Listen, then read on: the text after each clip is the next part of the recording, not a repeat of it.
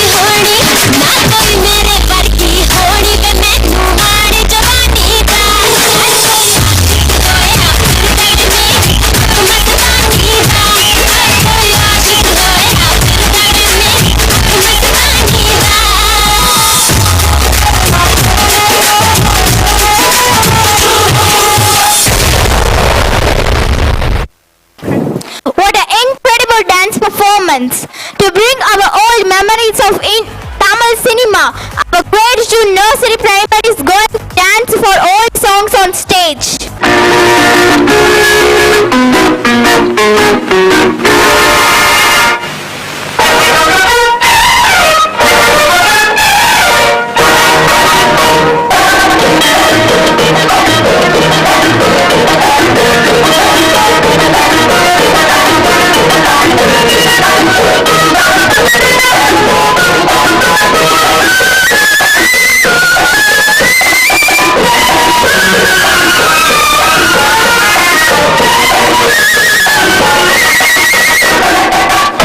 Rain. கொஞ்சம் கூடாதே குங்கும பூவே கொஞ்சம் கூடாதே தங்கமே உன்னை கண்டதும் இன்பம் தூங்குது தன்னாலே போக்கிரி ராஜா போதுமே ராஜா போக்கிரி ராஜா போதுமே ராஜா உம்பளக்கிட்டே ஜம்பமா வந்து வானுகள் பண்ணாலே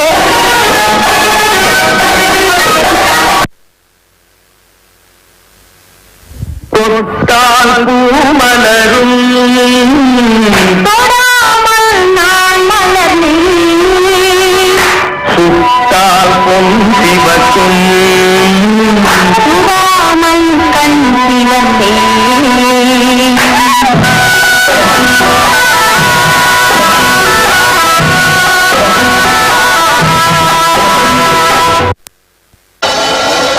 பாலக்காட்டு பக்கத்தில் ஒரு அப்பாவி ராஜா அவர் பழக்கத்திலே குழந்தை போல் ஒரு அம்மாண்டி ராஜா பாலக்காட்டு பக்கத்தில் ஒரு அப்பாவி ராஜா அவர் பழக்கத்திலே குழந்தை போல் ஒரு அம்மாண்டி ராஜா யாரம்மா அது யாரம்மா யாரம்மா அது யாரம்மா பாலக்காட்டு ராஜாவுக்கு ஒரு அப்பாவி ராணி அவர் சேலை கட்ட பார்த்தா போதும் அம்மாவி ராணி பாலக்காட்டு ராஜாவுக்கு ஒரு அப்பாவி ராணி அவர் சேலை கட்ட பார்த்தா போதும் அம்மாவி ராணி யாரம்மா அது யாரம்மா யாரம்மா அது யாரம்மா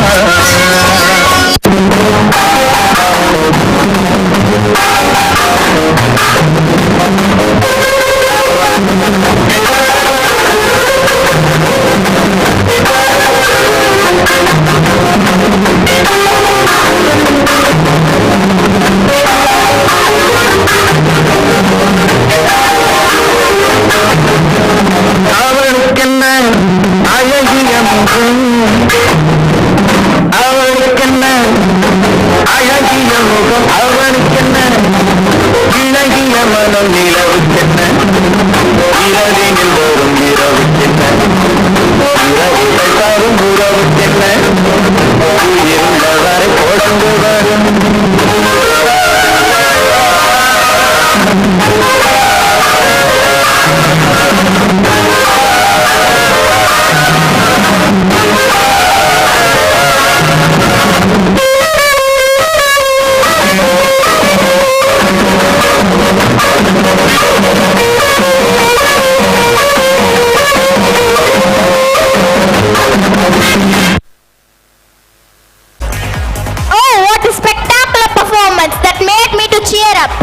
Before we immerse ourselves into the fury of today's festi, it is customary to start our event with vibrant and graceful welcome dance.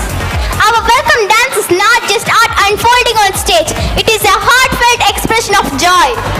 Now, without any further ado, let us create an environment of rhythm, grace and harmony. Let us welcome onto the stage. Look at the spark in their eyes and grace in their steps. The stage becomes a canvas. Let's welcome grade 5 CBSE to dance.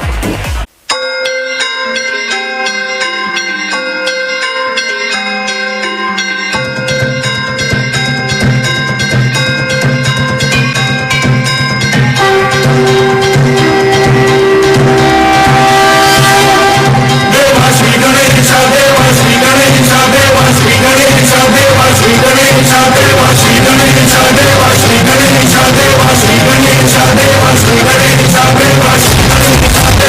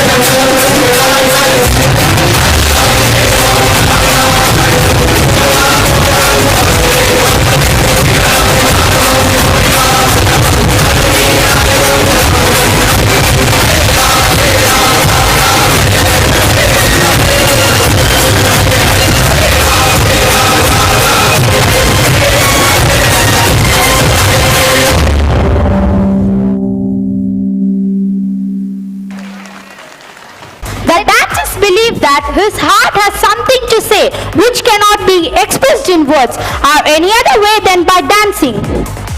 Now let's invite grade 9th and 11th boys to dance for Kantara song.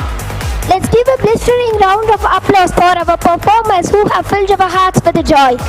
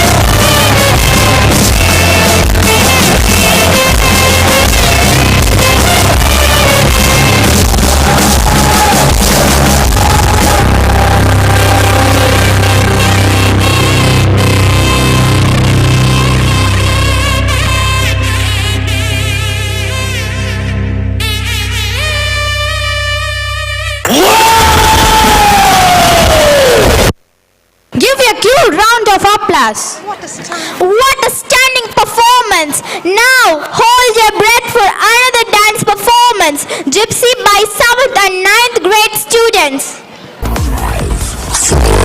3, 2, 1, 0.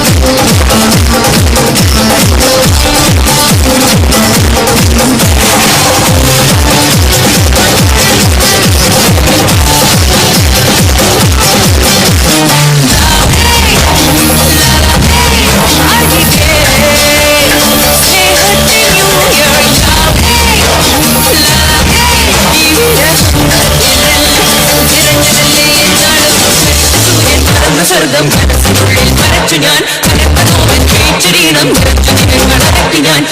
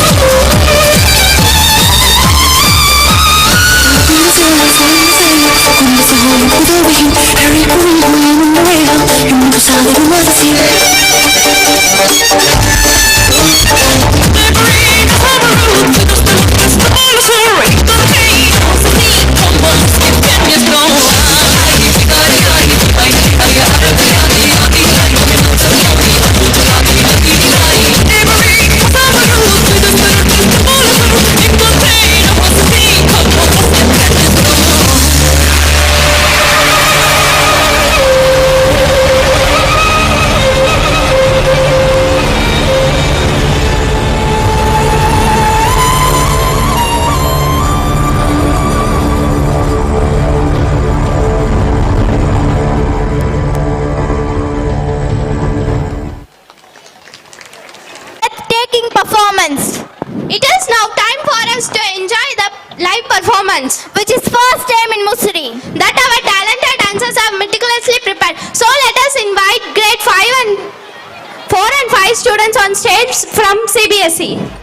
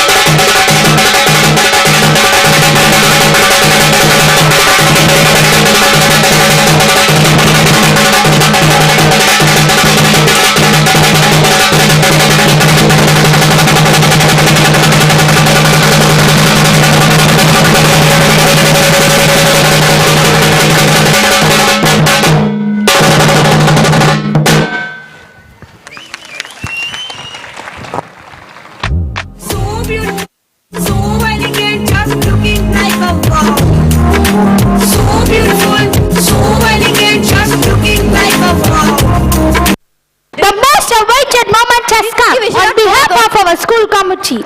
I would like to extend my warm welcome to our chief guest. Are you excited who he is? Definitely. Let us present a video clip to expose who he is.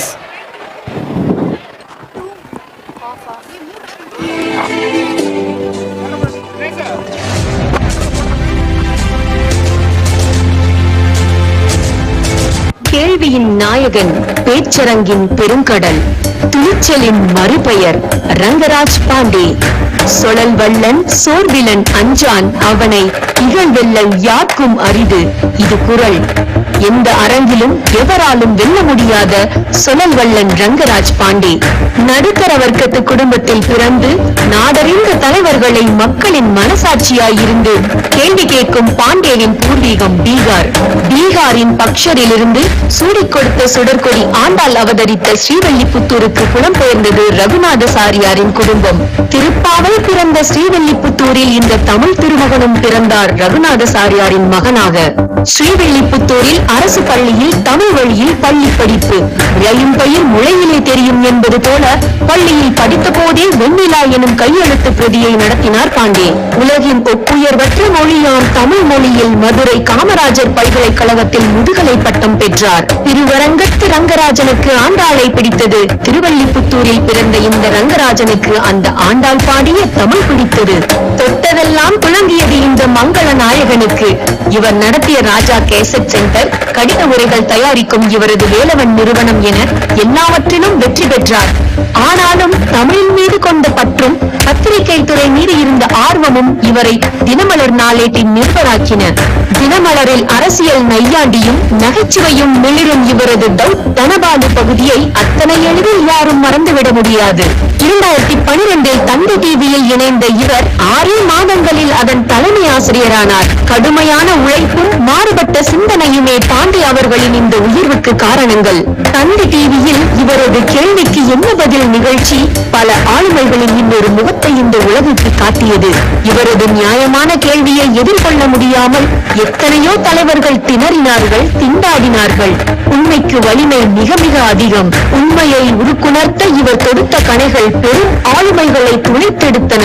பாரத பிரதமர் நரேந்திர மோடி முதல் நித்யானந்தா வரை இவர் எதிர்கொண்ட ஆளுமைகள் ஏராளம். உலக நாயகன் கமலஹாசன் முதல் ஆஸ்கர் நாயகன் AR ரகுமான் வரை இவர் கேள்விக்கு பதில் சொன்ன திரைத்துறை ஆளுமைகளும் ஏராளம். கருத்துரிமையை கருத்தில் கொண்டு உருவெடுத்த ஆயுத எழுத்தின் ஆயுதமே நாகாஸ்திரமே இவர்தான். எதிரெதிர் துருவங்களாய் இருக்கும் இரு அணிகளை ஒரே மேடையில் அமர வைத்து ஊர் ஊராக சென்று இவர் நடத்திய புதிய யுத்தம்தான் மக்கள் மன்றம். இந்திய அரசியல் கட்சிகளின் வெற்றி தோல்விகளை கூட தீர்மானிக்கும் களமாக மக்கள் மன்றம் இருந்தது என்றால் மிகையல்ல. தினமலரில் 16 ஆண்டு காலம், தந்தி தொலைக்காட்சியில் 6 ஆண்டு காலம் என இவரது 22 ஆண்டு கால பத்திரிகை ஊடகத்துறைக்கான உழைப்பில் இவரிடமிருந்த உண்மையும் நேர்மையும் நிகழ்ச்சி சிறப்பாய் அமைய வேண்டுமே எனும் மெனக்கெடலும் மக்கள் மத்தியில் இவரை சிறந்த ஊடகவியலாளராக நிறுத்தின. வளர்ச்சி என்ற ஒன்று இருந்தால் விமர்சனங்களும் எழத்தானே செய்யும். விமர்சனங்களையும் எதிர்ப்புகளையும் கடந்து வெற்றி கண்டவர் பாண்டே. இவர் கூட்டங்களில் பேசத் தொடங்கும் போது 5லே 1 பெற்றான் என்று கம்பராமாயணம் பாடலோடு பேசத் தொடங்குவார். இவரும் இவரது குடும்பத்தில் 5லே 1வர், 5ஆம் அவர். கடைக்குட்டி. உடன் பிறந்தோரில் 3 ஆண்கள், 1 பெண். கதாநாயகன் என்றால் காதல் இல்லாமலா? நம் கதாநாயகனுக்கும் காதல் உண்டு. இவரது திருமணம் காதல் திருமணம். காதல் பரிசாய் அன்பான 2 பெண் குழந்தைகள். இவர் சொல்லில் உழவர் மட்டுமல்ல, பருத்தி விவசாயம் செய்பவர். இந்த பருத்தி விவசாயி செல்லும் இடமெல்லாம் விதைகளை விதைத்துக் கொண்டே இருக்கிறார். தன்னம்பிக்கை விதைகளை. பிள்ளைகளை அவர்களது போக்கில் விட்டு வாழ்க்கை கற்றுக் கொடுங்கள். உங்கள் எண்ணங்களை, கருத்துக்களை அவர்கள் மேல் திணிக்காதீர்கள் என்று பெற்றோருக்கு நிதர்சனத்தை உணர்த்தி வருகிறார் இவர். இன்றைய காலகட்டம் தொழிலாளிகளுக்கு ஆனதல்ல, முதலாளிகளுக்கும் ஆனது.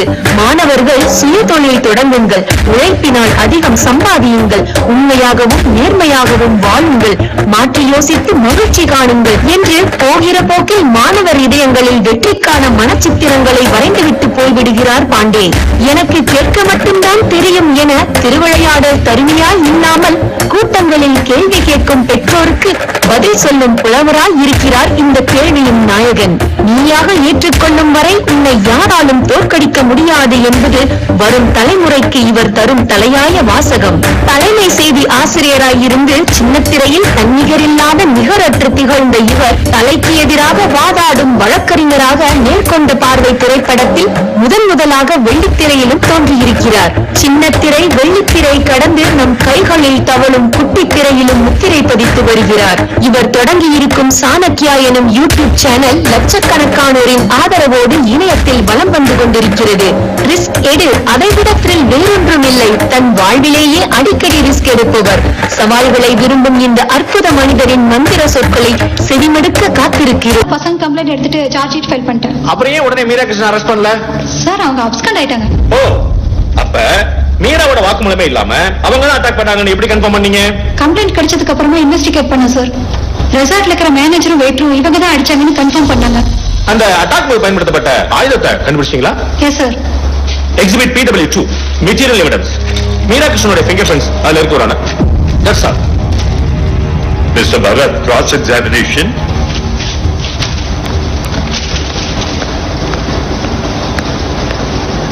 No cross, Your Honor. I immediately want to call upon PW3 Dr. Srivatsan to the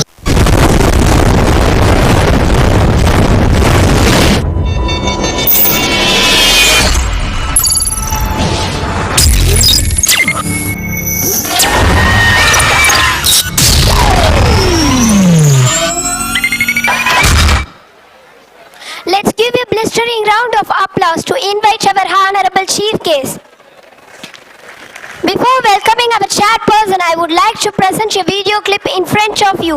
I consider it is a great honor to invite our chairperson, Mr. R. Vadivelu, sir. He is the person who is humble in nature with compassion at heart. He is the person who has a great visionary and has always a concern for the development of children who are deprived of modern education. And he is the person who has a vision to build creative, disciplined, dynamic leaders of tomorrow. He firmly believes that education alone will change the life of children and their future and prosperity. Inclusive education is his prime agenda, and reaching the unreached is his objective in imparting high quality education. Keeping this in mind, he started Sri Jayendra Nursery and Primary School in 1995. Sri Jayendra Group of School is the temple of education, spreading the light of knowledge and wisdom. He is the seed of this institution, who is none other than our founder and chairman of Sri Jayendra Group of Institution, is Mr. R. Vadivelu, sir. We welcome you. In this long journey, he faced many challenges, and it was an adventurous journey with obstacles. This hasn't dampened the spirit and enthusiasm. He firmly believes that in the middle of difficulty lies an opportunity. He availed the opportunity and tasted success from there on. There is no looking back, and we are marching steadfast. Best Film Critics' Choice. We have made our indelible impression in 2016 pedagogy to the world. Yes, they started Sri Jayendra Vidyalaya CBSE School at Vadakapatti in Mussoorie.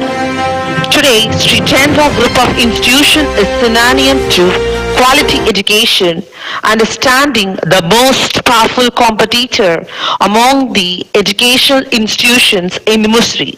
It is because of you, sir. Once again, we welcome the founder and chairperson of Sri Jayendra Group of Institution, Mr. R. Vadivelu, sir. We invite our chairman, Mr. R. Vadivelu, sir, to honor our distinguished chief guest, Mr. R. Rangaraj Pandey, sir, founder of Sanakya.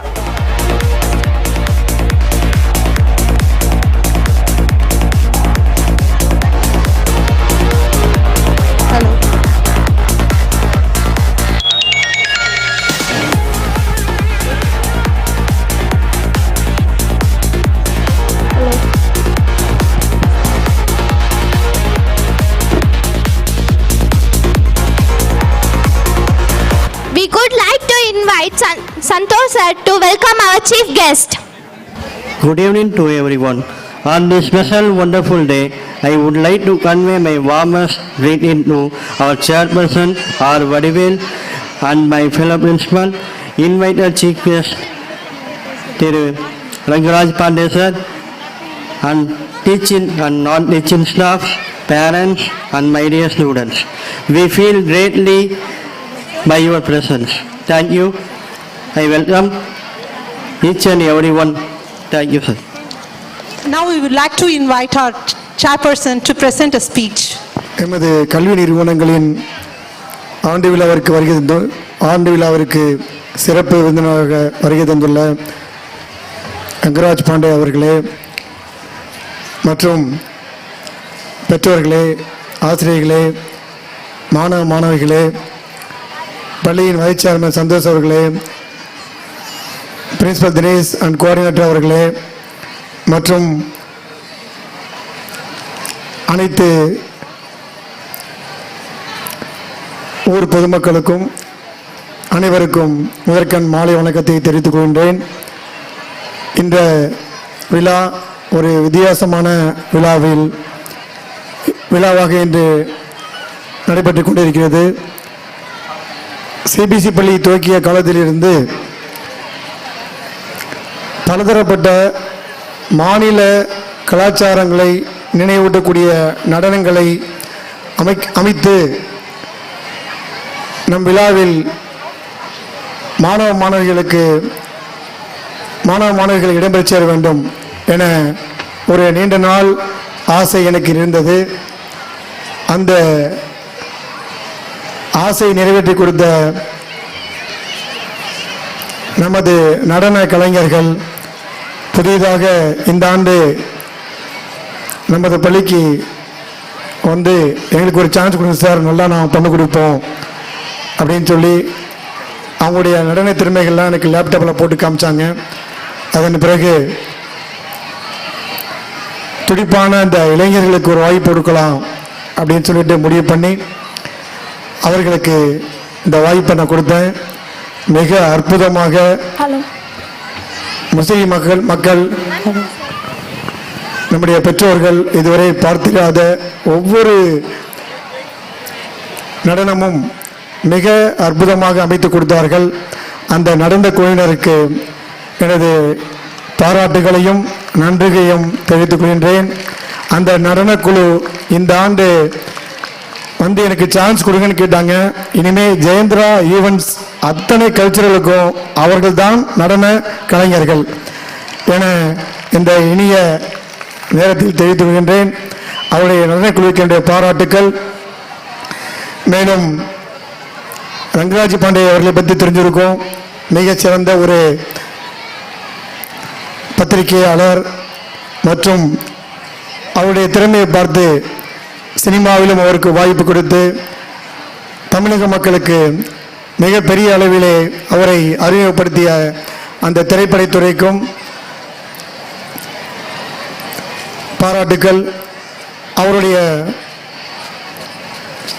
நேர்மையான அந்த உண்மை நேர்மை அதற்கு ஏற்றவாறு அவருடைய முதல் படமும் நேர்கொண்ட பார்வை என சென்டிமெண்டாக அவருக்கு அமைந்தது. அப்படி ஒரு அற்புதமான மனிதர். தந்தி டிவியில் அவருடைய மக்கள் மன்ற நிகழ்வெல்லாம் நான் தவறாமல் பார்ப்பேன். இப்போ அவரோடு கலந்து விடும் போது நான் அவரிடம் கூறினேன், அப்படி அருமையான ஒரு மனிதர் இன்னும் பல்வேறு சாதனைகளை படைக்க வேண்டும் என அவரை கேட்டுக்கொண்டு எல்லாம் வல்ல இறைவன் அவருக்கு நீண்ட புகழையும் நல்ல உடல் ஆரோக்கியத்தையும் கொடுக்க வேண்டும். அவருடைய புகழ் தமிழ்நாடு மட்டுமல்ல இந்தியா முழுவதும் பரவ வேண்டும் என கேட்டுக்கொண்டு இந்த விழா மிக அற்புதமாக அமைவதற்கு காரணமாக இருந்த எங்கள் சந்தோஷ் சார், தினேஷ் சார் மற்றும் அனைத்து ஆசிரியர் பெருமக்கள் மற்றும் மாணவ மாணவிகளுடைய அந்த ஆர்வமான துடிப்பான அந்த நடனங்கள் இவைகளெல்லாம் இந்த விழாவிற்கு இனிமை சேர்த்துள்ளன. எனவே பெற்றோர்கள் 29 ஆண்டு காலம் கொடுத்ததை ஆதரவை விட இந்த ஆண்டு அதிகமான மாணவர்களை நடனத்தில் பங்கு பெற செய்தீர்கள். அனைத்து பெற்றோர்களுக்கும் என்னுடைய பாராட்டுக்கள். இப்படி பள்ளியில் நடக்கக்கூடிய ஒவ்வொரு நிகழ்வுகளும் உங்கள் குழந்தைகளை நீங்கள் ஈடுபடுத்தினீர்கள் என்றால் அவர்கள் மனதில் இருக்கக்கூடிய உண்மையான திறமை அனைத்தும் அவர்கள் வெளிப்படுத்துவதற்கு வாய்ப்பாக அமையும் என கேட்டுக்கொண்டு காலத்தின் அருமை கருதி சிறப்பு விருந்தினருக்கு நேரம் ஒதுக்கி இந்த கல்வி நிறுவனம் மேலும் மேலும் வளர பெற்றோர்கள் நல்லது தர வேண்டும். ஏப்ரல் முதல் வாரத்திலே 11ஆம் வகுப்பு மாணவர் சேர்க்கை ஆரம்பிக்கிறது. எல்கேஜி முதல் அனைத்து வகுப்புகளுக்கும் ஏப்ரல் முதல் வாரத்திலிருந்து அட்மிஷன் துவங்குகிறது.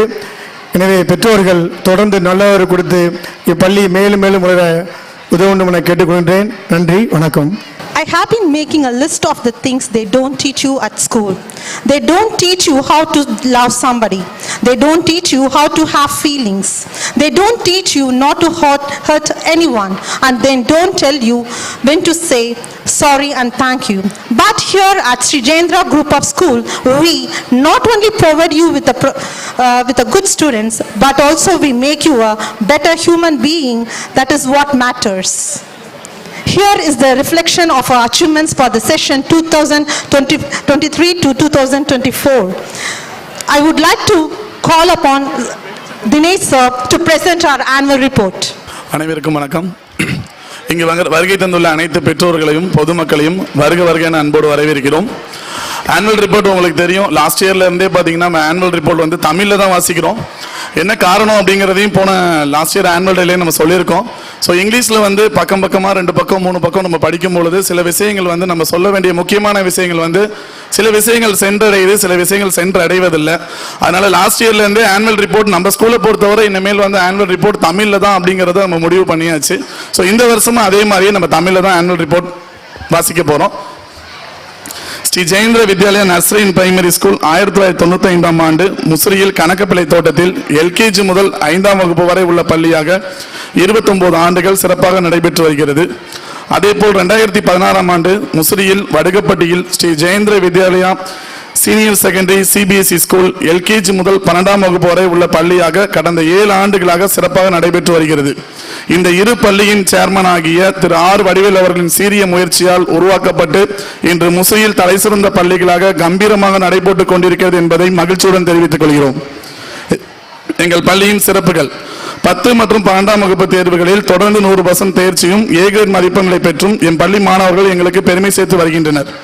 ஒவ்வொரு மாணவர்கள் மீதும் தனி கவனங்கள் செலுத்தப்பட்டு தினமும் அவர்களின் homework note, test note, diary, home test ஆகியவை வகுப்பு ஆசிரியர்களால் தினமும் கண்காணிக்கப்படுகிறது. மாலையில் ஐசி வகுப்புகள் நடத்தப்பட்டு அந்த அடுத்த நாள் தேர்வுக்கு அவர்களை தயார்படுத்தப்படுகிறது. தினமும் எல்கேஜி முதல் 5ஆம் வகுப்பு மாணவர்களுக்கு மதிய உணவு மிகவும் சுத்தமாகவும் ஆரோக்கியமாகவும் வழங்கப்படுகிறது. மாணவர்களுக்கு கல்வி மட்டுமல்லாமல் களப்பயணமாக post office, railway station, library ஆகிய இடங்களுக்கு பாதுகாப்பாக அழைத்து சென்று அனுபவத்தை கொண்டு கொடுக்கிறோம். கல்வி சுற்றுலாவாக கேரளா அழைத்து செல்லப்பட்டு அங்கு பல இடங்களுக்கு அவர்களை கூட்டி சென்று வந்தோம். ஸ்போர்ட்ஸ் மற்றும் அதர் ஆக்டிவிட்டிஸ்: நமது பள்ளியில் ஸ்போர்ட்ஸ் டே சிறப்பாக நடத்தப்பட்டு அனைத்து மாணவர்களும் பரிசுகள் வழங்கப்பட்டது. மாவட்ட அளவில் பல போட்டிகளில் கலந்து பல வெற்றிகளை படைத்துள்ளனர். மாவட்ட அளவில் நடைபெற்ற யோகா போட்டியில் ஓவரால் சாம்பியன் பட்டத்தை பெற்றுள்ளனர். மாவட்ட அளவில் நடைபெற்ற கிரிக்கெட் போட்டியில் சென்ற ஆண்டு மாவட்ட அளவில் 2ஆம் இடம் பிடித்து எமது பள்ளி மாணவர்கள் நம் பள்ளிக்கு மேலும் பெருமை சேர்த்துள்ளனர். மாநில அளவில் நடைபெற்ற கராத்தே போட்டியிலும் எம் பள்ளி மாணவர்கள் பல சாதனைகளை படைத்துள்ளனர். மாநில அளவில் நடைபெற்ற சிலம்பம் போட்டிகளிலும் உலக சாதனைகளை பல நம் பள்ளி மாணவர்கள் படைத்துள்ளனர். ஃபெஸ்டிவல் அண்ட் ஈவென்ட்ஸ்: நமது பாரம்பரிய விழாக்கள் ஆன பொங்கல், தீபாவளி, கிருஷ்ண ஜெயந்தி, ஓணம், சுதந்திர தின விழா, குடியரசு தின விழா ஆகிய பண்டிகைகள் என் பள்ளி மாணவர்கள் முன்னிலையில் சிறப்பாக கொண்டாடப்படுகிறது. மேலும் ஃப்ளவர்ஸ் டே, கலர்ஸ் டே போன்ற தினங்களும் கொண்டாடப்பட்டுள்ளது. பாதுகாப்பான வேன் டிரைவர்ஸ், அன்பான வேன் மற்றும் ஸ்கூல் ஆன்டிஸ், அன்பையும் அறிவையும் புகுத்தக்கூடிய எங்கள் பள்ளி டீச்சர்ஸ், பெற்றோர்களின் எதிர்பார்ப்பை பூர்த்தி செய்யும் ஸ்கூல் மேனேஜ்மெண்ட் போன்ற பல சிறப்பு அம்சங்களை கொண்ட பள்ளியாக திகழ்ந்து வருகிறது என்பதை மன மகிழ்ச்சியுடன் தெரிவித்துக் கொள்கிறோம். நன்றி, வணக்கம். Ladies and gentlemen, we rarely get this kind of opportunity to listen the words of great personality like our chief guest, Mr. R. Rangaraj Pandey sir. We have been eagerly waiting for you, sir. அஞ்சிலே ஒன்று பெற்றான் அஞ்சிலே ஒன்றை தாவி அஞ்சிலே ஒன்றாராக ஆறுயிர்க்காக ஏகி அஞ்சிலே ஒன்று பெற்ற அணங்கை கண்ட அயலாரூரில் அஞ்சிலே ஒன்றை வைத்தான் அவனை மெளித்து காப்பான். எங்கள் வாழ்வும் எங்கள் வளமும் மங்காத தமிழ் என்று சங்கே முழங்கு. அருமைக்குரிய பெற்றோர்களே, அற்புதமான மாணவ செல்வங்களே, உங்களை எல்லாம் இந்த இனிய இரவு பொழுதில் சந்திப்பதில் மிகுந்த மகிழ்ச்சி. ஒரு பியூட்டிஃபுல்லான ஈவெண்ட் இங்கே வந்து நடந்துகிட்ருக்கு. நான் நிறைய நிகழ்ச்சிகளில் rotary club, Lions club, colleges and மற்ற மாதிரியான ஈவெண்ட்டுகள் எல்லாமே கலந்துக்கிட்டாலும் எப்போயுமே பள்ளிக்கூடத்து ஈவெண்ட்னா அதில் வந்து பயங்கர ஜாலியாக நான் வந்து உடனே சரின்னு சொல்லிடுறேன். டேட் இருந்தால் போதும். ஏன்னா இந்த குழந்தைகளை பார்க்கும்போது ஏற்படக்கூடிய ஆனந்தம் இருக்குது பாருங்கள். நாமளே பாதி குழந்தையெல்லாம் மாறிடுவோம். அது நண்டு நசுக்கா குஞ்சு குழுவான்லாம் இத்திருண்டெல்லாம் வந்து டான்ஸ் ஆடும்போது அது பயங்கர ஒரு பியூட்டிஃபுல்லான விஷயமா இருந்தது. நிறையா பள்ளிக்கூடங்களில் பார்த்ததுக்கும் இங்கேக்கு எனக்கு முக்கியமான வித்தியாசம் உண்டு. யூகேஜி, ப்ரீகேஜி, எல்கேஜிலாம் குத்து டான்ஸ் ஆடும்போது எப்படி இருக்குன்றீங்க, அது அது வந்து பயங்கர ஆச்சரியமாக இத்தினூண்டு பிள்ளைகள்லாம் வந்து அவ்வளோ பிரமாதமாக ஆடுது. இந்த ஸ்கூல் ஈவெண்ட்டில் முக்கியமான விஷயம் நான் வந்து அடிக்கடி கவனிப்பேன். இங்கே பசங்க எவ்வளோ இன்ட்ரெஸ்டிங்காக பியூட்டிஃபுல்லாக ஆடுறாங்களோ அதுக்கு போட்டியாக சைட்லலாம் பார்த்தீங்கன்னா அந்த டீச்சர்ஸ் ஆடிக்கிட்டு இருப்பாங்க. அந்த மூமெண்ட்ஸ் எல்லாம் மறந்துடக்கூடாதுங்கிறக்கா அவங்க எடுத்து கொடுத்துட்ருப்பாங்க. நான் இன்னைக்கு ரொம்ப இன்ட்ரெஸ்டிங்காக எடுத்து எங்கள் பக்கத்தில் சைடில் வந்து எந்த டீச்சர்ஸும் டான்ஸ் ஆடக்கணுமே எல்லாருமே அப்படி கவனமாக பார்த்துட்டு இருக்காங்க. ரொம்ப லைட்டான மூமெண்ட் மட்டும் தான் கொடுத்துருக்காங்க. பார்த்தா அப்புறம் தான் தெரிஞ்சது வந்து அவுட் சோர்ஸ் கொடுத்து மொத்தமாக பண்ணியிருக்கிறாங்க அப்படின்னு ரொம்ப சேர்மன் அவர்கள் சொன்னது போல் ரொம்ப பியூட்டிஃபுல்லான டான்ஸிங். அது வந்து நிறைய பசங்க வந்து ரொம்ப பிரமாதம் பண்ணாங்க. எல்லா டான்ஸையுமே சொல்லணும், அதில் வந்து ஒன்றும் குழப்பமே இல்லை. ஸ்பெசிஃபிக்காக 2-3 மென்ஷன் பண்ணுறதா இருந்தால் அந்த டான்ஸ் பசங்க யாரும் கொஞ்சம் தெரிஞ்சுக்கோங்க. அப்புறமா வந்து இந்த நல்லா டைட்டாக பிளாக் பேண்ட் போட்டு நல்லா லூஸாக ஒரு ஒயிட் டிஷர்ட் போட்டு இருட்டில் கூட கேப் போட்டு இந்த மாதிரி ஒரு 4 பேர் இருக்கிறாங்க. அந்த அவங்க தான் அந்த குரூப் அப்படிங்கிறத தெரிஞ்சுங்க. அந்த டான்ஸ் குரூப் பியூட்டிஃபுல்லாக பெர்ஃபார்ம் பண்ணுறாங்க. முடிஞ்சால் அவங்களுடைய டான்ஸ் பெர்ஃபார்மன்ஸ் கூட ஒன்று கேட்டு வாங்கிக்கோங்க. அப்போ வந்து குழந்தைங்க எவ்வளோ அழகாக ரெடி பண்ணியிருக்காங்கன்னா இப்போ அவங்க எவ்வளோ பிரமாதமாக ஆடுவாங்க அப்படிங்கிறது ரொம்ப எக்ஸலண்ட்டாக பண்ணியிருக்காங்க.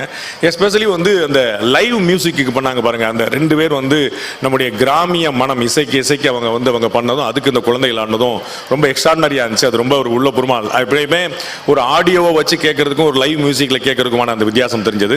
அப்புறம் ஆப்வியஸாக அந்த காந்தாரா படத்தில் அந்த வராக ரூபம் பாட்டுக்கான டான்ஸு ரொம்ப பியூட்டிஃபுல்லாக இருந்தது. அந்த பசங்கள்லாம் ரொம்ப அழகான மெனக்கெட்டு இருந்தாங்க. அந்த பையனுக்கு வந்து அந்த தலையில் இருக்கக்கூடியதெல்லாம் கலைஞ்சது. அவன் வந்து இருந்தாலும் கூட கன்ஃபியூஸ் ஆகாமல் ரொம்ப பியூட்டிஃபுல்லாக அந்த சென்ட்ரல் ஸ்டேஜில் பண்ண பையன் பண்ணால் அந்த கூட இருந்த பசங்களும் வந்து பியூட்டிஃபுல்லாக பண்ணாங்க. +1 பசங்க, அதனால் அவங்களுக்கு கொஞ்சம் ஹெசிடேஷன் வேறு இருக்கும். நம்மளாம் ஆடுறதா அப்படின்னு 7ஆம் கிளாஸுக்கு மேலே நம்ம பசங்களுக்குலாம் மீசெல்லாம் முளைச்சிருமில்ல, நாங்கள்லாம் யார் தெரியுமில்லாம் சொல்ல ஆரம்பிச்சுருவாங்கல்ல. அப்போ 11ஆம் கிளாஸ் பசங்க போது அவனுக்கு கொஞ்சம் ஒரு ஸ்டேஜில் ஆடுறத பற்றி நம்மலாம் பசங்க கூட ஆடிட்டு நம்ம தனியாக ஆடலாம் மாப்பிள்ள அப்படிங்கிற மாதிரி இருப்பாங்க. பட் ரொம்ப பொறுப்பாக அத்தனை ரொம்ப பியூட்டிஃபுல்லாக இருந்தாங்க. அந்த கோரியோகிராஃபி ரொம்ப பியூட்டிஃபுல்லாக இருந்தது. அந்த மாதிரியான விஷயங்கள் வந்து ஒரு முசிறி மாதிரியான ஊரில் நம்ம இன்னும் அதிகமாக செய்யணும்னு நான் நினைக்கிறேன். நம்ம நகர்மயமாக்கல் அதிகமாக ஆகி அர்பனைசேஷன் பக்கம் எல்லாமே போய் நம்ம வந்து நம்முடைய கல்ச்சர் அப்படிங்கிற ஒன்றை காணாமல் போய்க்கிறோம். அந்த காந்தாரா படம் நீங்கள் எத்தனை பேர் பார்த்தீங்கன்னு தெரியல. நம்ம நிறைய சினிமா பார்க்குறோம், பட் பார்க்க வேண்டிய சில முக்கியமான படங்களில் காந்தாரா ஒரு படம் ரொம்ப சொல்வேன்.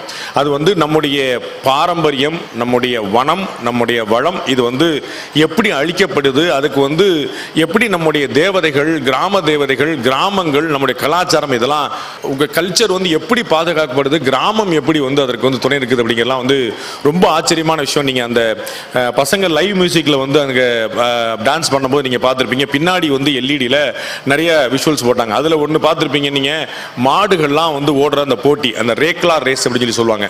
அந்த ரேக்லா ரேஸ் வந்து கிராமங்களில் மட்டுமே தான் இருக்குது, ஆனால் ரொம்ப குறைஞ்சிக்கிட்டே வருது. இதை மாதிரியான விஷயங்களை நீங்கள் வந்து அந்த காந்தாராவில் இருக்கக்கூடிய அந்த டான்ஸை வந்து நீங்கள் யூடியூப்பில் போய் அந்த படத்தோட டான்ஸ் மட்டும் இல்லை, அந்த படத்தில் வந்து ஒரு கோரியோகிராஃபிக் அதை தாண்டி வந்து அந்த ட்ரெடிஷனல் டான்ஸ் நம்ம ஊரில் கரகாட்டம், ஒயிலாட்டம், மயிலாட்டம் மாதிரி அங்கே வந்து இந்த சாமி ஆடக்கூடிய பழக்கம் உண்டு. அந்த ஊரில் கர்நாடகாவில் கிராமப்பகுதியில் இருக்கக்கூடிய அந்த ஆட்டம் தான் அந்த காந்தாராவில் வரக்கூடிய அந்த வராக ரூபம் பாட்டுக்கானது. அதில் வந்து எவ்வளவு பக்தியோட, எவ்வளவு விரதம் இருந்து, எவ்வளோ சக்தியோடு அந்த டான்ஸ் பண்ணுவாங்கங்கிற பார்க்கணும். அது டான்ஸில் ஆக்சுவலாக அது வந்து சாமி ஆடுறதை நம்ம சொல்லுவோம் இல்லையா, அந்த மாதிரி அந்த உள்ள வந்து அந்த உரு ஏறி அந்த சாமி உள்ள இறங்கி அதற்கு பிறகு அது டான்ஸா வெளிப்படும் போது அது வந்து ஒரு பயங்கர ஆச்சரியமா இருக்கும். அந்த பையன் ரொம்ப பிரமாதம் பண்ணா. அதை வந்து யூடியூப்ல பாத்தீங்கன்னா ஏகப்பட்ட வீடியோஸ் வந்து அந்த மாதிரி இருக்குது. அதை நீங்க பாருங்க. அப்ப நம்முடைய கிராமிய மனம், நம்முடைய பக்தி மனம் எவ்வளவு ஆச்சரியமா இருக்குங்கிறத பாருங்க. இந்த அனுவல்லாம் முடிஞ்சு இப்போ வந்து அடுத்த அட்மிஷன் ஆரம்பிக்க போறாங்க. ஸோ இந்த சம்மர் ஹாலிடேல நீங்க செய்ய வேண்டிய விஷயங்கள் ரொம்ப உருப்படியான விஷயங்கள் நிறைய தேவைப்படுது. வெறும்னே பள்ளிக்கூடத்தில் ஒரு குழந்தைய சேர்த்துட்டோம், அவன் வந்து பள்ளிக்கூடத்தில் எல்லாமே பார்த்துப்பாங்க, நம்ம ஃபீஸை கட்டிட்டோம் அப்படிங்கிறது இல்லாம பெற்றோருக்கு நிறைய பொறுப்பு இருக்குங்கிற நம்ம பார்க்கணும், அதை மறந்துடக்கூடாது. ஒரு நாளைக்கு ஒரு குழந்தை அதிகபட்சமா 5 மணி நேரம் தான் அதிகபட்சமா பள்ளிக்கூடத்தில் இருக்கும். மிச்சம் 19 மணி நேரம் குழந்தைகள் வந்து வீட்டில் தான் இருப்பாங்க. அவங்க வந்து மிஸ்ஸை பார்த்து, டீச்சரை பார்த்து, ஃபேக்கல்ட்டியை பார்த்து, சேர்மனை பார்த்து, வைஸ் சேர்மனை பார்த்து, இவங்களை பார்த்து இன்ஃப்ளூயன்ஸ் ஆகிறத விட எல்லா குழந்தைகளும் அப்பா அம்மாவை பார்த்து தான் இன்ஃப்ளூயன்ஸ் ஆவாங்க. முதல்ல நாம அந்த இன்ஃப்ளூயன்சராக இருக்கணுங்கிறத ஞாபகம் வச்சுக்கணும். வீட்டில் இருக்கக்கூடிய 19 மணி நேரம் குழந்தையை கெடுத்து, குழந்தைகிட்ட எல்லா பொய்யும் சொல்லி, குழந்தைக்கு எல்லா விதமான கெட்டதும் பழக்கி கொடுத்து, அப்புறம் ஸ்கூல்ல போயிட்டு வா அப்படின்னா ரொம்ப அழகா ஒரு லிங்க்ல சொன்னாங்க, நம்ம வந்து பள்ளிக்கூடத்தில் என்னென்னலாம் சொல்லி தருவாங்க, என்னெல்லாம் சொல்லி தர மாட்டாங்கன்னு. இன்னைக்கு இருக்கக்கூடிய பள்ளிக்கூடங்கள் எல்லாமே பாடங்களை மட்டும்தான் சொல்லி தருகிறார்கள். இந்த டிசிப்ளின் அப்படிங்கிற ஒரு விஷயம் வந்து யூனிஃபார்ம்லையும் பஞ்சுவாலிட்டிலையும் டயட்லையும் மட்டும்தான் இருக்குது. அதை தாண்டி இந்த குழந்தைகளுக்கு ஒழுக்கம் அப்படிங்கிறது சொல்லி தரப்படுதா? நம்ம வந்து யோசிச்சு பாருங்க, நீங்க யாருமே உங்களுடைய குழந்தைகளுக்கு மொபைல் போனை எப்படி அக்சஸ் பண்றது அப்படிங்கிறத சொல்லி தரல. உங்களுடைய குழந்தைகளுக்கு நீங்க யாருமே மொபைல் போனை எப்படி டீல் பண்ண சொல்லி தரல. இன்ஸ்டெட் குழந்தைகள் தான் பெற்றோர்கள் பாதி பேருக்கு வந்து இந்த மொபைல் போனை எப்படி ஆப்ரேட் பண்ண சொல்லுவாங்க.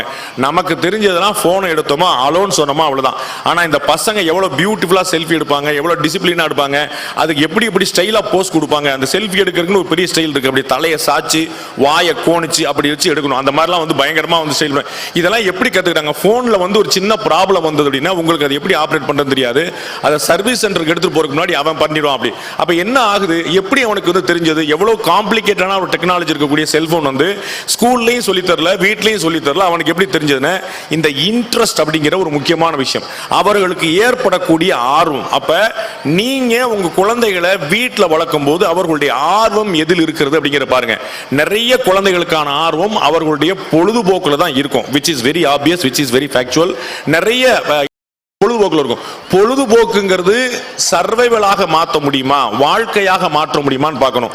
அஜித் சார் இருக்கிறாரு, விஜய் சார் இருக்கிறாரு, தனுஷ் இருக்கிறாங்க, சிம்பு இருக்கிறாங்க, அந்த மாதிரி பிரபலமான நம்பர் 1 நடிகர்களாக இருக்கிறாங்க. அப்படின்னு அவர்கள் இந்த பொழுதுபோக்கையே தங்களுடைய வாழ்க்கையாக மாற்றிக்கொண்டார்கள். இங்கே நம்ம பார்த்த டான்ஸ் குரூப் இருக்குது, திருச்சியிலிருந்து வந்திருக்கிறாங்க. அப்படின்னா அவர்கள் அந்த டான்சிங்கையே அவர்களுடைய வாழ்க்கையாக மாற்றிக்கொண்டார்கள். அப்படி நம்ம குழந்தைங்க மாற்றிக்க முடியுமான்னு யோசிங்க. 5வது வகுப்பு படிக்கிற வரைக்கும் குழந்தைகளை தயவு செய்து ஃப்ரீயா விடுங்க. எந்த விதமான அழுத்தமும் இல்லாம டியூஷன் அனுப்புறேன், அதை அனுப்புறேன், இதை அனுப்புறேன் அவங்களுக்கு பிரஷர் பண்ணாம அவங்களுக்கு நாலேஜை புகுத்துறதுக்கு முயற்சி பண்ணுங்க. அவங்களுக்கு வந்து படிப்பை புகுத்துறதுக்கான முயற்சி பண்ணாம நாலேஜை புகுத்துறதுக்கு முயற்சி பண்ணுங்க. 5வது வகுப்பு வரை 5வது வகுப்பு வரை படிப்புங்கிறது ஒரு இன்ட்ரெஸ்டிங்கான விஷயமா மாறணும். அப்ப அந்த எஜுகேஷன் சிஸ்டத்திலே இருக்கக்கூடிய சேஞ்ச், அந்த குழந்தைகளுக்கு நாம சொல்லி தரக்கூடிய விதம், அது வெறுமனே பள்ளிக்கூடத்து ஆசிரியர்கள் மட்டும் இல்லாமல் நம்ம பார்த்திருப்போம். நீங்க ஸ்கூல்ல வந்து நிறைய இடத்துல பாத்தீங்கன்னா 5th ஸ்டாண்டர்ட் வரைக்கும் அந்த டீச்சிங் மெத்தடே வந்து ரொம்ப டான்ஸ், என்டர்டைன்மெண்ட், ஸ்டோரி டெல்லிங் இந்த மாதிரியான விஷயங்களா இருக்கும். ஏன்னா குழந்தைகளுக்கு வந்து அந்த நேரம் வந்து மைண்ட்ல வந்து மனசு அப்ளை ஆகாது. இப்ப சேர்மனே ரொம்ப அழகா சொன்னார். நம்ம வந்து ப்ரோக்ராம்ல உட்கார்ந்து இருக்கும்போது சொன்னாங்க, நம்ம வந்து முதல்ல கொஞ்சம் டான்ஸ் ப்ரோக்ராம்லாம் கொஞ்சம் முடிச்சிருவோம் சார், நிறைய நம்ம அப்புறம் வச்சுக்கலாம் அப்படின்னு. என்ன சார் ஏன் அப்படின்னா, இல்ல சார் குழந்தைங்க எல்லாம் தூங்கிடுறாங்க சார் அப்படின்னா. அவங்க பூரா 5 மணிக்கு ரெடி ஆயிருக்கான், பக்காவா ஃபுல்லா மேக்கப் எல்லாம் போட்டு 5 மணிக்கு வந்தோடனே 7:30 மணிக்கு உட்காந்து அப்படியே மேக்கப் போட்டு நல்லா பாட்டு போடுறாங்க, நல்லா காத்து வருது, வெட்ட வழி சூப்பராக தூங்கிடுறான்.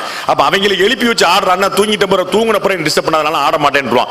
அப்ப அந்த குழந்தைகளுடைய மூடு படி நீங்க போக வேண்டியது ரொம்ப முக்கியமான விஷயம். அப்ப அவர்களுடைய இன்ட்ரெஸ்ட் என்னங்கிறத நீங்க பார்த்துட்டு அதன் போக்குல நீங்க கொண்டு போனீங்க. 5வது வகுப்பு வரைக்கும் அவருடைய இன்ட்ரெஸ்ட் நீங்க என்ன புரிஞ்சுக்க முயற்சி பண்ணீங்கன்னா அது அவர்களுடைய எதிர்காலத்துக்கு உதவும். இப்பயே 5வது வகுப்பு வரைக்குமே அவர்களை நான் டாக்டர் ஆக்குறேன், இன்ஜினியர் ஆக்குறேன், கலெக்டர் ஆக்குறேன் அப்படின்னு கிளம்பிட்டீங்கன்னா அது ரொம்ப காம்ப்ளிகேட் பண்ணி விட்டுரும். குழந்தைகளை நீங்க அப்படி அழுத்த வேண்டியதில்லை. 6வது வகுப்புக்கு மேல நீங்களும் அந்த குழந்தையும் குறைந்தபட்சம் 10 வருஷம் நீங்க பழகிறீங்க. அந்த குழந்தை 5வது படிக்கும்போது அந்த குழந்தைக்கு வந்து 10 வயசு இருக்கும். அப்ப 6ஆம் கிளாஸுக்கு அப்புறம் 11 வயசுக்கு பிறகு அவன் அப்பதான் அவனுடைய விருப்பங்களை சொல்ல ஆரம்பிப்பான். நீங்க அவன்கிட்ட 10 வருஷமா பேசி அவனை கொஞ்சம் புரிஞ்சுக்க முயற்சி பண்ணிருப்பீங்க.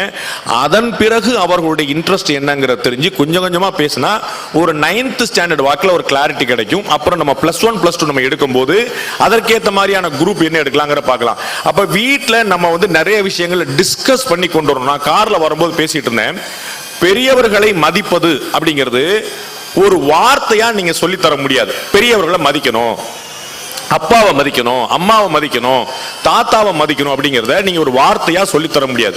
அதை நீங்க வாழ்க்கையா வாழ்ந்து காட்டணும். நீங்க உங்களுடைய வீட்டில் இருக்கக்கூடிய பெரியவர்கள் நீங்க எப்படி மதிக்கிறீங்க?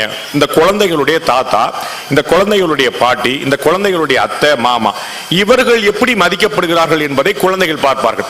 அந்த குழந்தையுடைய தாத்தாங்கிறது உங்களுடைய அப்பாவாகவும் இருக்கலாம், உங்களுடைய மாமனாராகவும் இருக்கலாம். நீங்க உங்களுடைய அப்பாவா இருந்தா ஒரு மாதிரி நடத்துறது, உங்களுடைய மாமனாரா இருந்தா ஒரு மாதிரி நடத்துறது.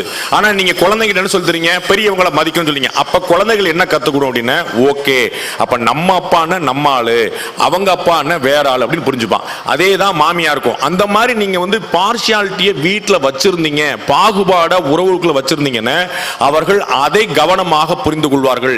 நீங்கள் வார்த்தையாக வேறு சொல்லிக் கொண்டிருப்பீர்கள், வாழ்க்கையாக வேறு வாழ்ந்து கொண்டிருப்பீர்கள். அப்ப அவங்களுக்கு வந்து நீங்க வார்த்தையா சொன்னது நிக்கவே நிக்காது.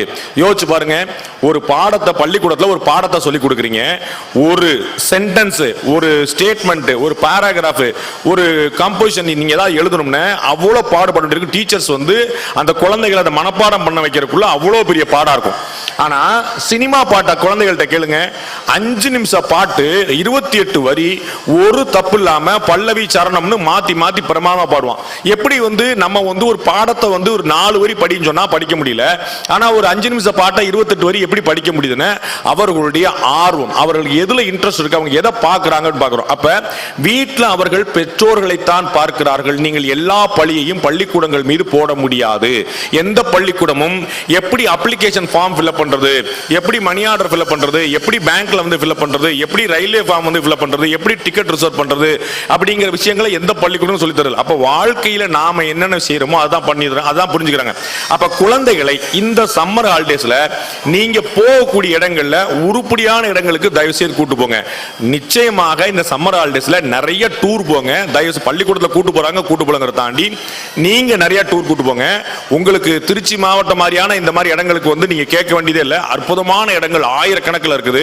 புன்னைநல்லூர் மாரியம்மன் அந்த இருக்காங்க, சமயநல்லூர் மாரியம்மன் இந்த பக்கம் இருக்காங்க, ஸ்ரீரங்கம் கோயில் இருக்குது, திருவானைக்காவல் கோயில் இருக்குது, அப்படி கோயில் கோயிலா இருக்குது. அப்ப நிறைய வந்து இந்த வயசுல குழந்தைகளை கோயிலுக்கு கூட்டிட்டு போய் பழகுங்க. கிறிஸ்டியன்களா இருந்தா சர்ச்சு கூட்டிட்டு போங்க, முஸ்லீம்களா இருந்தா மசூதி கூட்டு போங்க.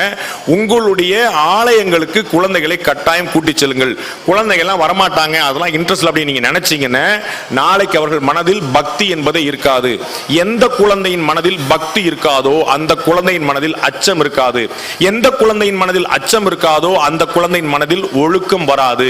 ஒரு குழந்தைக்கு ஒழுக்கம் வர வேண்டும் என்று நினைத்தால் அவர்களுக்கு அச்சம் இருக்க வேண்டும். அச்சம் இருக்க வேண்டும் என்றால் பக்தி இருக்க வேண்டும். அந்த பக்தி இருந்தால் தான் நாம தப்பு செய்யக்கூடாதுங்கிற எண்ணம் இறைவனுடைய கருணையில் அந்த குழந்தைகளுக்கு வரும். ஸோ தயவு செய்து இந்த சம்மர் ஹாலிடேஸ்ல நிறைய கோயில் கூட்டு போங்க. முக்கம்பு மாதிரியான பியூட்டிஃபுல்லான இடங்கள் கூட்டு போங்க. நம்ம பிரதர் சொன்னாரு நாங்க வந்து கேரளா கூட்டு போனோம்னு. அவர்கள் பள்ளிக்கூடத்துல நிறைய இடங்கள் கூட்டு போவாங்க. உங்களால முடிஞ்ச இடத்துல நிறைய அக்கம் பக்கத்துல இடங்கள் கூட்டு போங்க. விவசாய லேண்ட், ஃபார்மிங் லேண்ட் கூட்டு போங்க. அங்க எப்படி இந்த விவசாயம் நடக்குங்கிற ஒரு மணி நேரம் காலைல சாப்பாடு எடுத்துட்டு போய் அங்க 1 மணி நேரம் அங்கேயே உட்கார்ந்து அவங்க பாட சொல்லுங்க. அவங்க விவசாயம் பண்ண வேண்டியதுல பண்றாங்க, பண்ணல அப்புறம். ஆனா அது என்ன நடக்குது நாட்டுலங்கிறத கண்கூடா பார்க்க வேண்டியது ரொம்ப முக்கியம். நாம இன்னைக்கு நகர்மயமாக்களுடைய தாக்கத்தினால நடைமுறை வாழ்க்கை என்ன என்பது எப்படின்னே தெரியாம ஒரு அரிசி எப்படி உருவாகுது, ஒரு பருப்பு எப்படி உருவாகுதுன்னு எந்த விதமான ஐடியாவும் இல்லாம உட்கார்ந்து இருக்கிறோம். அதை நீங்கள் பள்ளிக்கூடத்தில் பாடமாக சொல்லித்தர முடியாது. நம்ம என்னுடைய அறிமுக உரையில சொன்னாங்க, நான் வந்து விவசாயம் பார்க்கிறேன் அப்படின்னு. உங்களை நிறைய பேருக்கு தெரியாது, எனக்கு ஒரு லேண்ட் வந்து உங்களுடைய ஊர்லயே இருக்கு.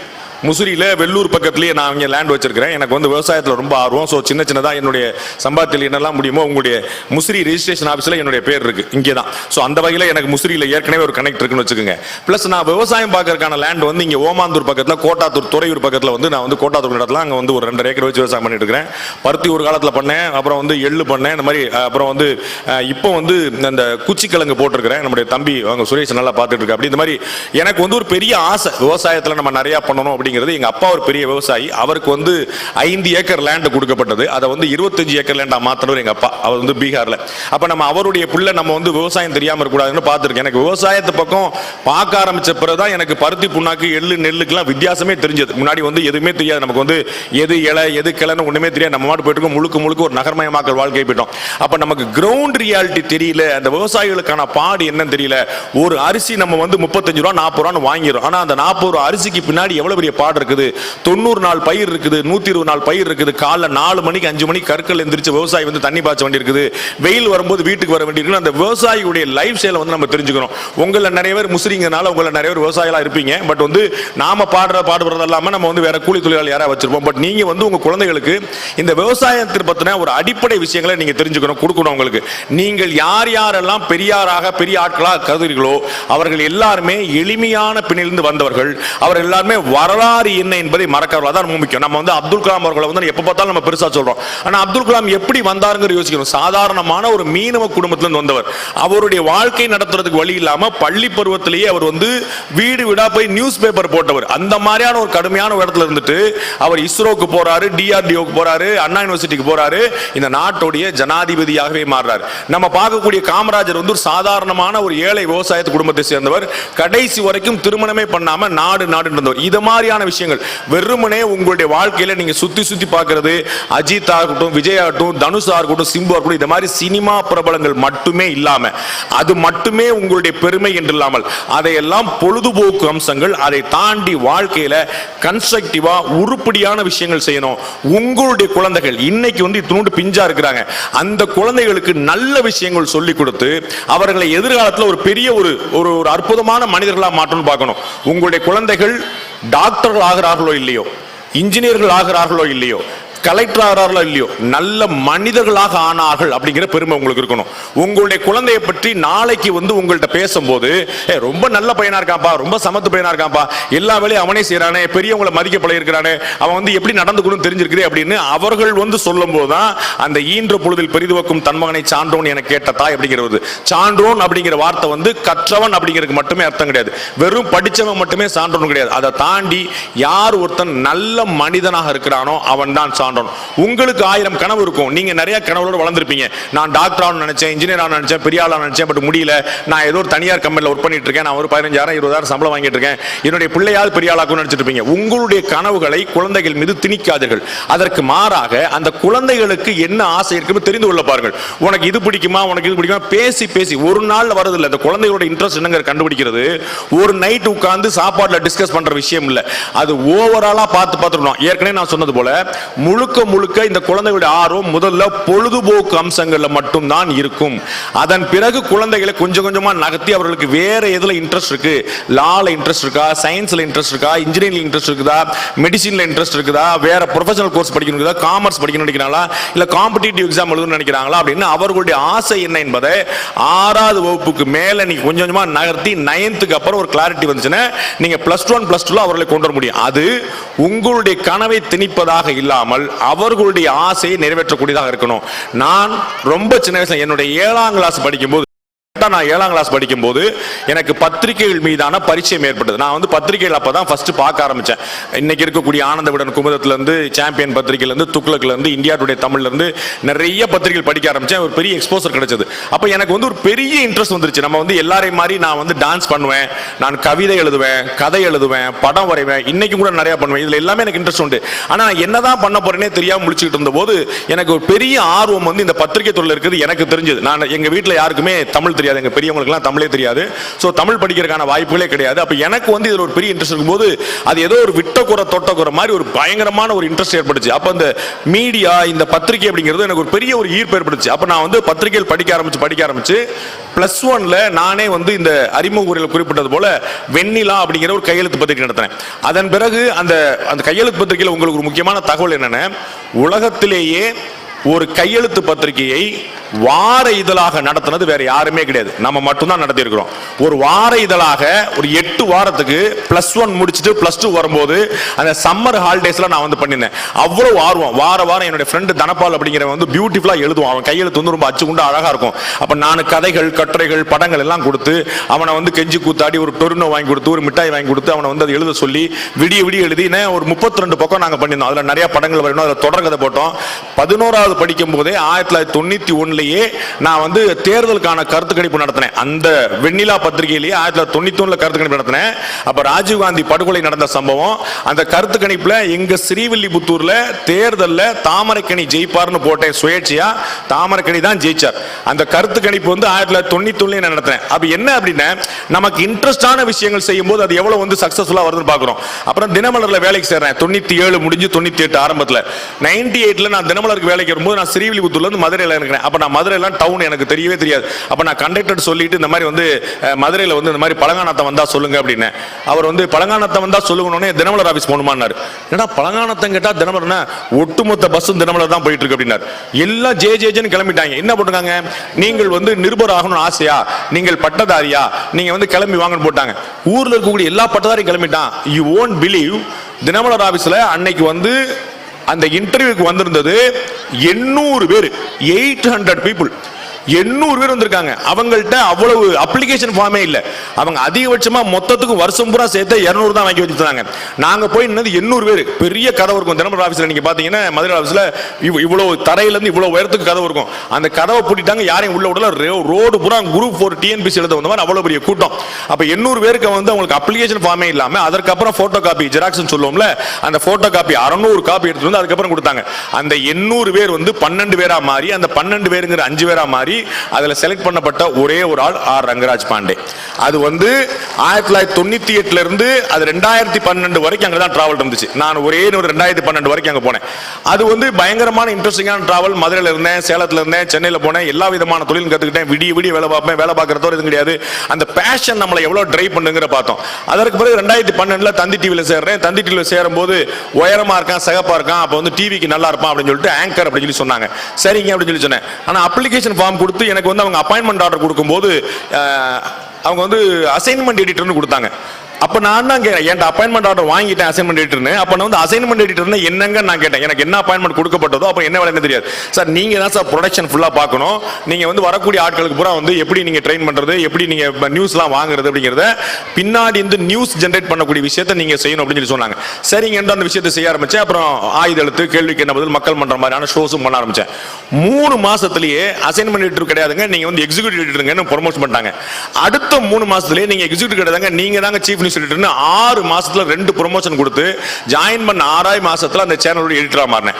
அது என்ன கணக்கு, எப்படி வந்து ஒரு நியூஸ் அப்ப அந்த முதல் 6 மாச காலத்துல பயங்கரமான எதிர்ப்புகள்லாம் எங்க சேனலுக்குள்ளே இருந்துச்சு. இவர் வந்து பிரிண்ட் மீடியால இருந்து வந்திருக்காரு, இவருக்கு டெலிவிஷன் மீடியாவே தெரியாது. அப்ப டெலிவிஷன் மீடியாங்கிறது வேற, பிரிண்ட் மீடியாங்கிறது வேற, இவர் பிரிண்ட் மீடியா எப்படி சேர்த்தீங்கன்னு பயங்கர எதிர்ப்பு. ஆனா ஜோக் என்ன அப்படின்னா, நான் தந்தி டிவி வந்த பிறகுதான் உலகத்துக்கே என்ன தெரியும்.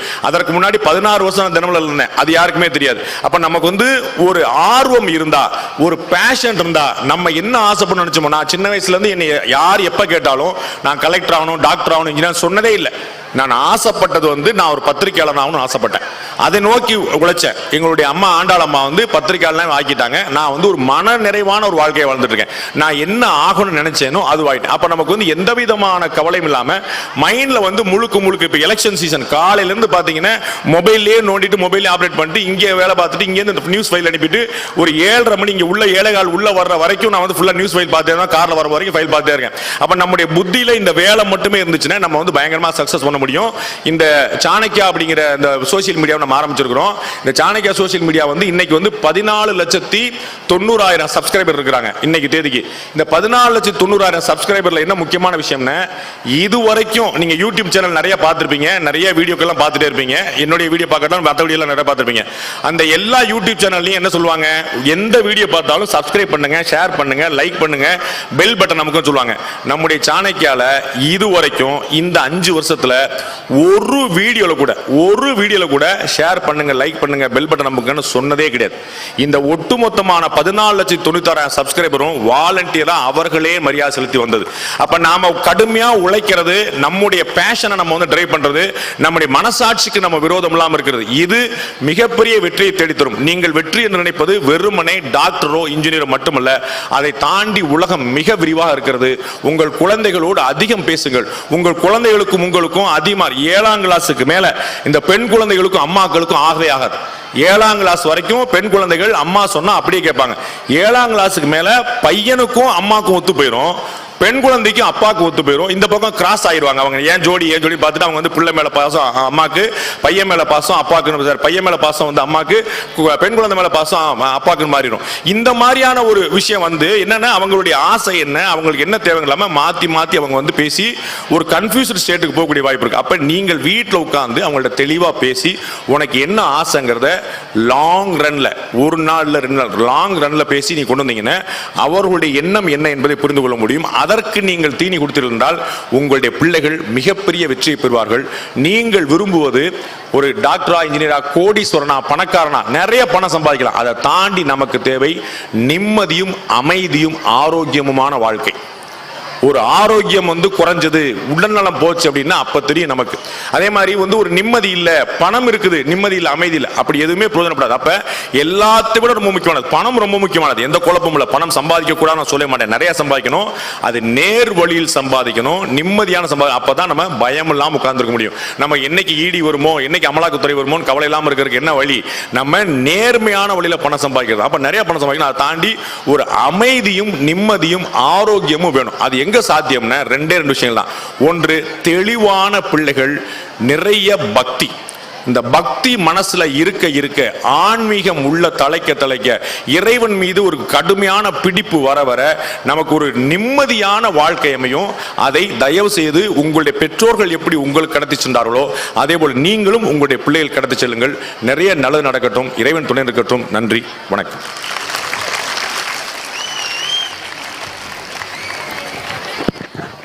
That was really an inspiring speech, sir.